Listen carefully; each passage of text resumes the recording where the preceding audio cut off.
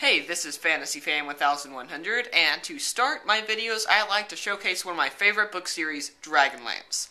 Based off the Dungeons & Dragons setting modules, it has become a series unto itself. I currently own 16 books in the series out of the hundreds. Yes, there are hundreds. And would like to make these all as recommendations.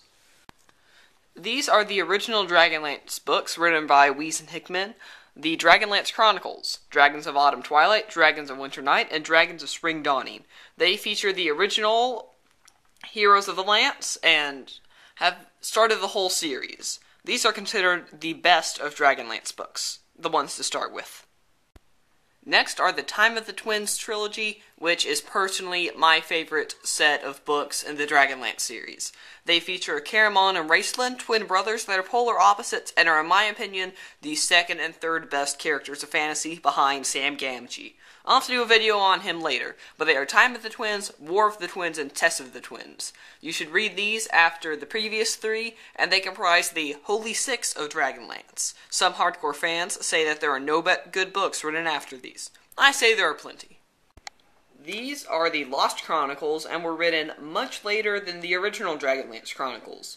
These are essentially Dragons of the Dwarven Depths, Book 1.5, Dragons of the High Lord Skies, Book 1.7 through 2.3, and Dragons of the Hourglass Mage, the other side of Book 3.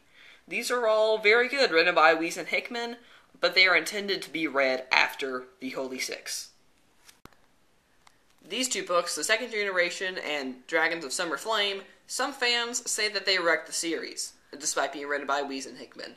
However, they are great books if you ask me, and are just a turning point for the series. They feature such characters as Steel Brightblade and Palin Majir, children of the original characters. The first is a short story collection, and the second was the longest novel up to that point. Personally, I don't think they were as strong as the originals, but they provide a great read anyway. This is the Raistlin series. They are the Soulforge and Brothers in Arms. As I said earlier, Raistlin is my second favorite character in fantasy. They explain how Fist and Dantalus came to corrupt him, and how he and Caramon grew as brothers, partners, and Raistlin's path down to darkness. These three are not written by the original authors, Margaret Weis and Tracy Hickman, but they are still great books nonetheless. The first one, The Citadel, is your typical fantasy. There's a wizard, there's a cleric, there's a fighter, all trying to destroy a bunch of evil wizards. Written by Richard A. Nock, the writer of the legendary Legend of Huma, which I really need to read soon. Also is the Puppet King of the Chaos War series, written by Douglas A. Niles. Gilthus is a personal favorite of mine, up there with Raistlin's Sam and Caramon, and as he just tried to fight political corruption, do his best to be a good king, despite being surrounded by so many opponents, people trying to control him, and trying to make him a puppet king. I love this kind of theme.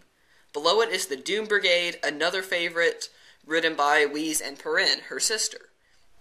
The Doom Brigade is chronicle a group of Draconians trying to etch out a living on Kirin, making themselves seen not as monsters, but as another race, and trying to secure female eggs so that their race may continue on. Again, these are my 16 Dragonlance books. I hope to read more, and I hope you will read them as well. If you've seen the Lord of the Rings movies and you like them, if you read the Lord of the Rings books if you like them, even if you read something like Harry Potter, I'm sure you'll like these. They are about PG-13-ish, let that be known, but they are a fabulous series. Just make sure you know which ones you're reading. Start with these. This has been Fantasy Fan 1100, DFTBA.